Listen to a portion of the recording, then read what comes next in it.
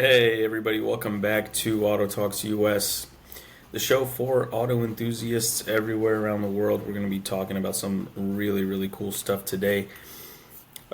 Just wanted to thank our sponsor, which is also the consulting element of the show. We do automotive consulting here in-house, consignments, procurement, allocation services, and everything in between. So IAPconsultingsolutions.com, that is the powerhouse behind the show. Let's get into it. One of the very first things that is going to be that we're going to talk about on this episode is the GTR. Is it gone? Is it not? Find out and wait till the end. We're going to talk about the GTR. We're also going to talk about a really cool Porsche that I saw for sale. Did not know these were a thing, so I educated myself a little bit and found out something really cool. So we're going to talk about that as well. Classic Porsches.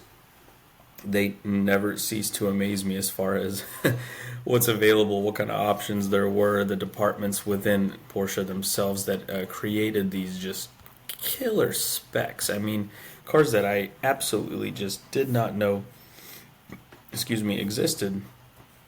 And this one being a one of one makes sense why. Now, for those of you that don't remember the 996, the 996 came in a bunch of different types. I mean, you had the classic coupe, you had the 4S, the turbo, the cabrio, the GT3. There was a lot of 996s and really every generation of 911. So this particular car that I discovered that was at it was on display at some event. I don't remember. It was an article I was reading on Haggerty, but it was built by a department within Porsche called Sonderwunsch, which is I'm sure I botched that completely, but it's a special department within Porsche called Special Wishes. And they make these really cool one-offs. So this was a one-of-one 911. It was called the Classic Club Coupe. It was gray. It had modern-day Fuchs wheels. So basically, if you can picture like the old classic Fuchs wheels, but very modernized, that's what they look like on the gray 911 with this tiny little duckbill. It was one-of-one. And it cost a whopping 1.2 milli willy billies. Crazy patterned interior. And again, it's a 996 body style, so you have to think it was, just this really kind of curvy 911. It didn't have the GT3 RS stuff today that you think of, and yet it was 4 times more expensive. But absolutely epic car. That's not what I was actually wanting to talk about. I saw something for sale the other day. Actually yesterday while I was just sitting around on the couch reading about Porsches, and it's one of these Sonderbachen whatever Special Wishes in English, 1984 Slant Nose. Now for those of you that don't know, Porsche made just under about 1,000 of these Slant Noses. Picture just like a regular 911, but instead of having a traditional front end where you have the bubbly headlights, it was completely slanted down, almost like a Ferrari. Very sort of sleek downward to the front bumper, and then had pop-up lights instead of the big round ones. Super cool. So this was a special edition car made for some guy in Hawaii. It's a stunning red color. Had the Fuchs wheels, the massive wing on the back. Came with everything, 48,000 miles, and I was just sitting there wondering, I'm like, dude, this car, the bid on it, I'm recording right now on Saturday, it's got another 4 days left on it, and it's already at $105,000. This is going to be a very spicy, very nice 911 to follow. I'm going to be following this one. I do not have any plans to bid. It is not in my price range, but as an enthusiast, I'm very interested to see how it does, so I'm going to keep my eye on this particular Porsche. The market on these cars in general is really cool because the Slant Nose is not your traditional Porsche. So if a lot of guys are really into the traditional look, you're not going to want one of these. There is a particular class of buyer, I think, that does want a Slant Nose, especially a Slant Nose Turbo, because these are exotic cars. Even though they're old Porsches, it's got a lot of noises and they're tons of power for what it really is. It's got the slant nose, so it just kind of cuts through the air. It's a really cool car. Not for everybody, definitely for someone. That's my favorite saying. And as I sit here looking at the pictures of this car, it is just stunning. Bilstein Sport dampers, Blapakund Koln cassette stereo. I botch all of these German words. All right, let's see. Sonderwunsch. Porsche Sonderwunsch. Special wishes program for the model year. It remained with its initial owner until 2013 when it was acquired by the current owner, and it became the subject of a multi-year refurbishment between 2014 and 2017. Awesome. Okay, so you're getting a completely refreshed Porsche. Cool. Clean Carfax and a Florida title. Man, for 100, well, so it's at 100,000 right now. How about this? We're going to come back and I'm going to make a post on Instagram, like a little short reel, after this thing sells, and then we're going to see how close the guess was. I'm going to guess it's going to do 147. Maybe. Who knows? So that's really interesting. I like that. I'm a big Porsche fan myself. There's a guy in Louisville when I lived there at the time. I remember right before I moved to Texas, I did a photo shoot of just this absolutely crazy GT2 RS yellow. Don't remember what that yellow color is called on those GT2 RSs, but super cool car. Really fast. It was a Weissach package, which was just lighter, fixed bucket seats, roll cage, track car. But this was also a Porsche development driver, the guy that owned the car. So he took me on a ride that I will never forget, and I just remember him saying, like, once these tires, once they warm up, it's going to be a different animal. And I'm like looking at him in the eyes, and I'm like, dude, I'm already scared. What do you mean a different animal? And so back then, I had very little experience in exotic cars as far as experiencing them in car. Doing a photo shoot is one thing, but being in the passenger seat with a professional driver, you don't know what you're getting yourself into. And boy, was that crazy. If there was a way to just properly express how, again, I think we talked about this in a previous episode where, like, in the passenger seat, you just don't feel all the connection to the road, so everything's unpredictable. And the G's that you feel, you're like, yeah, I'm gonna die. But the driver is actually in total control, and so everything's carefully orchestrated from the driver's seat 4 inches to your left. But you don't really recognize that as the passenger, and so it's a little bit frightening. Ultimately, I got over it. I knew who was behind the wheel. I could trust him. So that was awesome. Oh gosh, I can't stop looking at pictures of this Slant Nose. One thing that really bothers me about modern cars is things like the whole Jaguar situation where they came out with that pink and blue advertisement of just like a square microwave and called it a car. What are you guys doing? I mean, Jaguar's supposed to be that type of, manufacturer that, gets it right. They make a proper driver's car, as Jeremy Clarkson likes to put it. And now you got this dude named Raw Don Glover, who, by the way, I'm not kidding, is the Jaguar sort of boss now. He said the company's new electric platform is not designed to accept hybrid or gas engines. So they are rebranding for the full EV Grand Tour.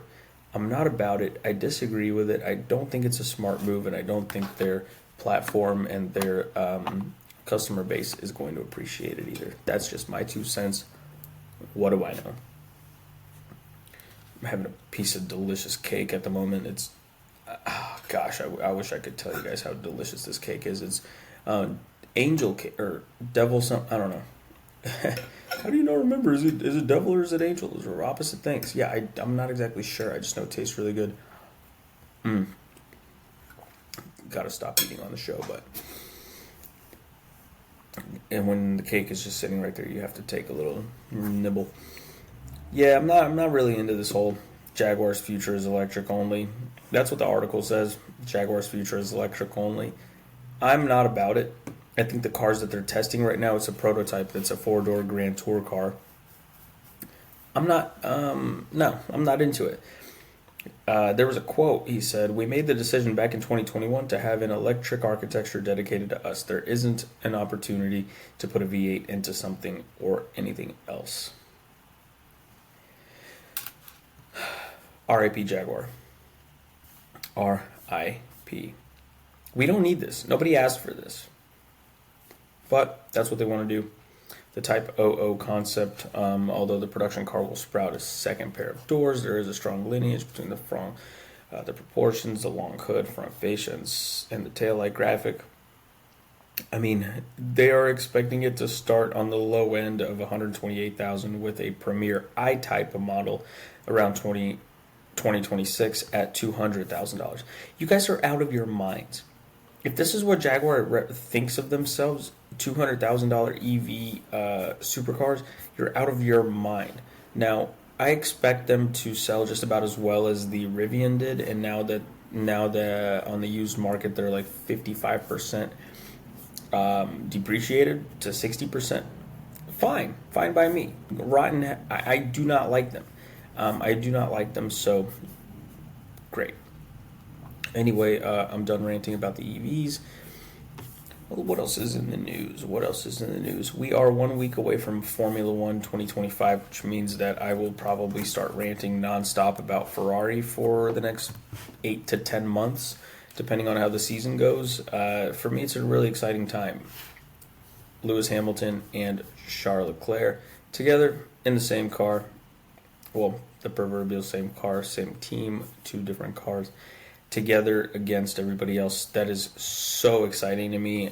Red Bull didn't look too crazy good in testing. I mean, they were up there, but I would say the McLarens and McLaren, Mercedes, Ferrari, those three teams are looking pretty good, looking pretty darn good. First race is, of course, on the 15th of this month. It's on a Sunday, Albert Park. Excuse me. That is fantastic, actually, that we are finally back to Australia for the first race of the season. It kind of feels like, I don't know, it just kind of feels good. Not that I have a problem with it being in Bahrain for a little while, but it was nice. It's nice to just have it back at Australia. By the way, I just noticed if you go to their website right now and you look at formula1.com/racing/2025 Australia, they have an official counter that's counting down to the race weekend, and the analog clock's second hand is actually moving. That is a really, really cool little Easter egg that they put in there for us. I love that. One of the most interesting things that I am really, really, really kind of impressed with is Valtteri Bottas still staying on. And as a matter of fact, he won, I think, the first race of the season in 2018, I believe, 2019, which was at Australia. And the whole season kind of opened up with, oh, Lewis just lost to Bottas. Could this be Bottas' season? Well, he's getting another start. He's still in the sport. Let's see what happens. He's actually not in this. He's not in the seat. He is the reserve driver, I believe, for Mercedes. So there may be room for him after all. If Kimi Antonelli doesn't do well, he goes to Williams, and Valtteri steps in at Mercedes.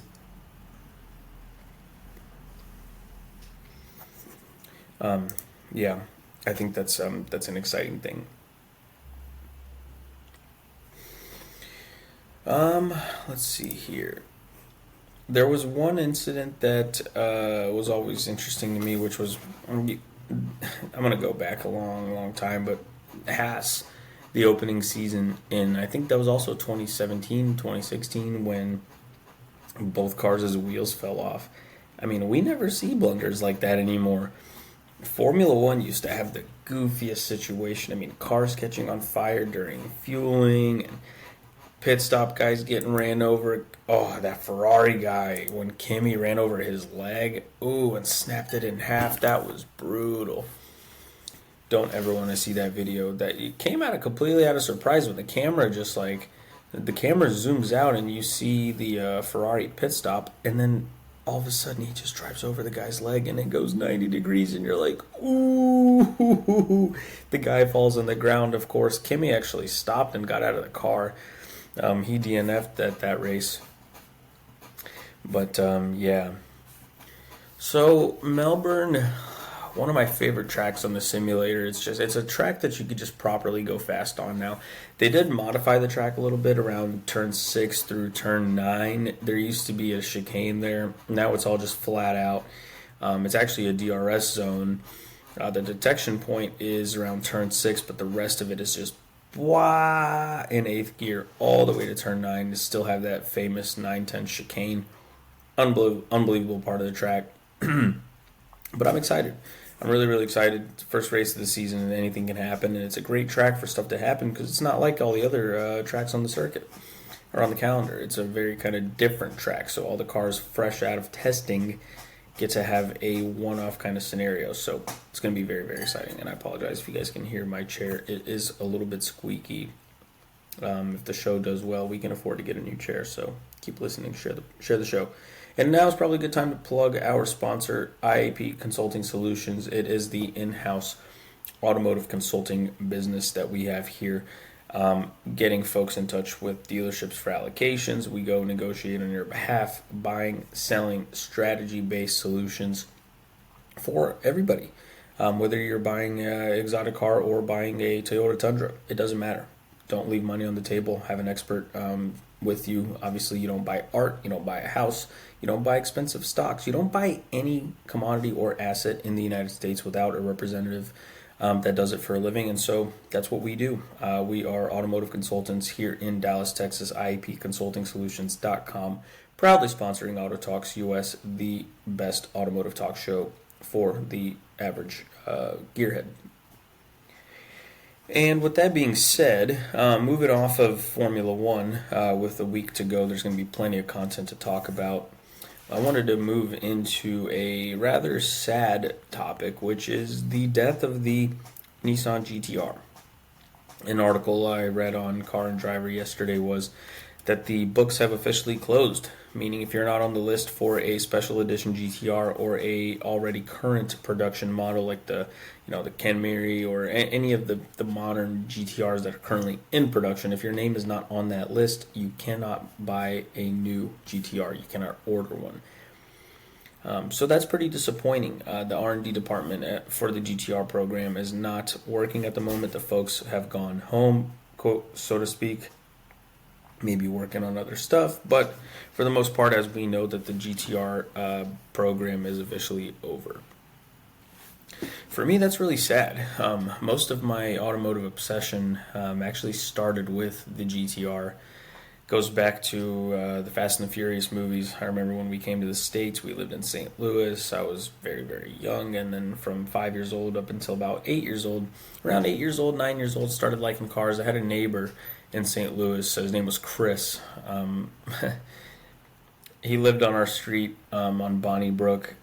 His name was Chris, and I remember we watched Too Fast, Too Furious. That's when that movie came out at his house. And, of course, that silver GT-R, the R34, it left the imprint on me just like it did millions and millions of other car people around the world. So we all kind of fell in love with the Skyline around that time in the early 2000s. And that car kind of symbolized what it meant to be a car guy. It was just this pure sort of dominant force of horsepower, metal, racing heritage. It was Godzilla. And for a lot of us, that's why we were into cars. So at the rebirth in the late 2000s, in 2008, we got the R35. Now, the R35, for a lot of you that don't know, was already in development since the very early 2000s. So here's how it went. The R34 GT-R finished production officially in 2001, 2002. After that, you had a couple of very, very rare models up to the Z-Tune Nismo that came out in 2004.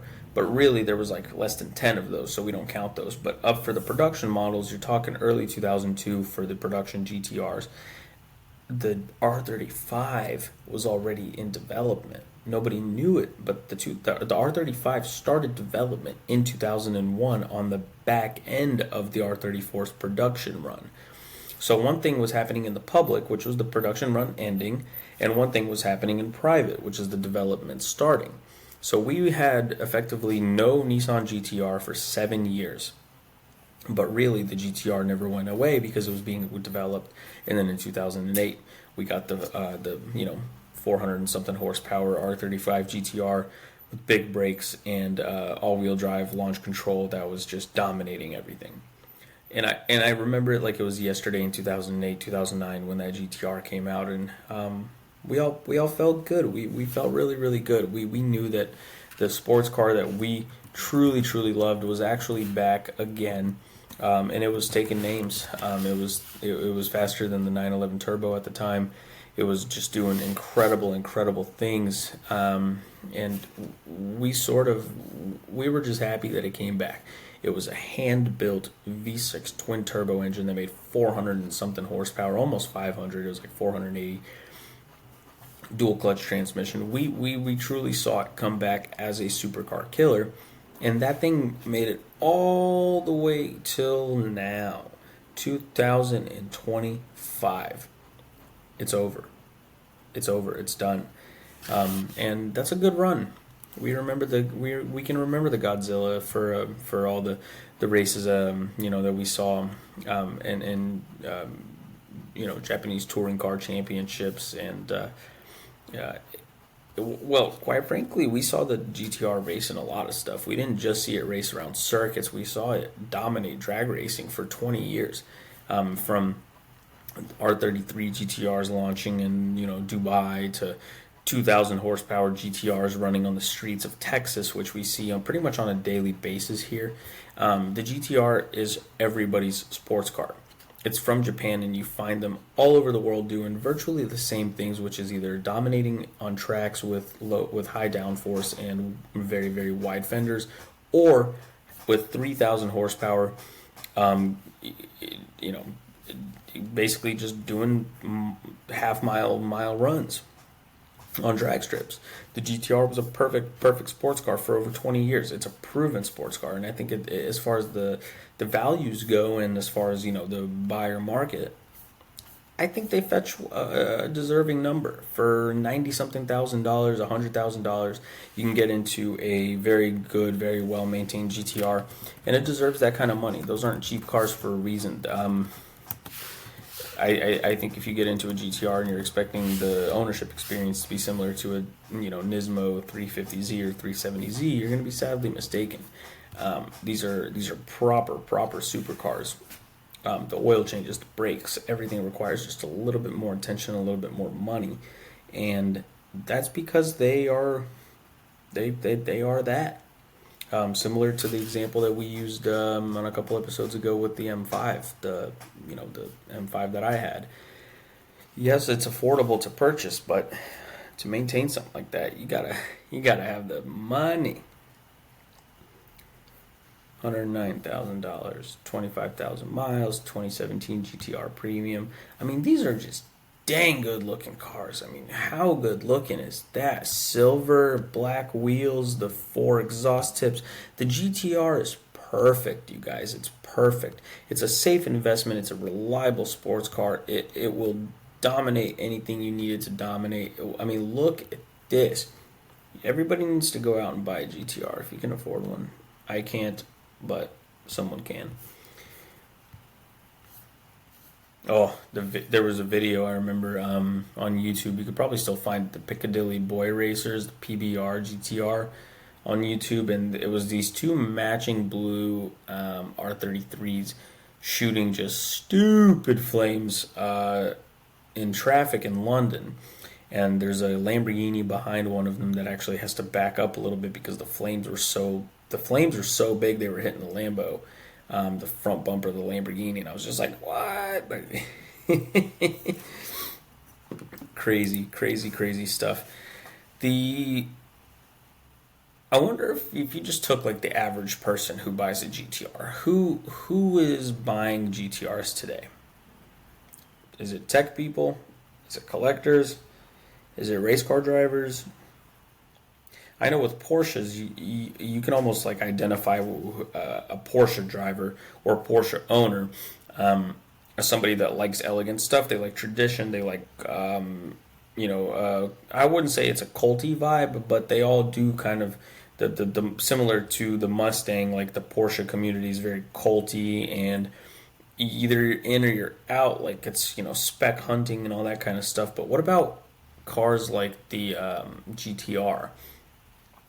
I've never really seen that kind of thing because when you modify them with a whole slew of brands, like a JDM kind of ricer deal where any part you want to replace, whether it's a door handle or the exhaust or the brakes, you have about 15 different companies you can choose from. Whereas with Porsche, you're walking in very, very dangerous territory if you start going down catalogs with 15 different brands to replace a part on your 911.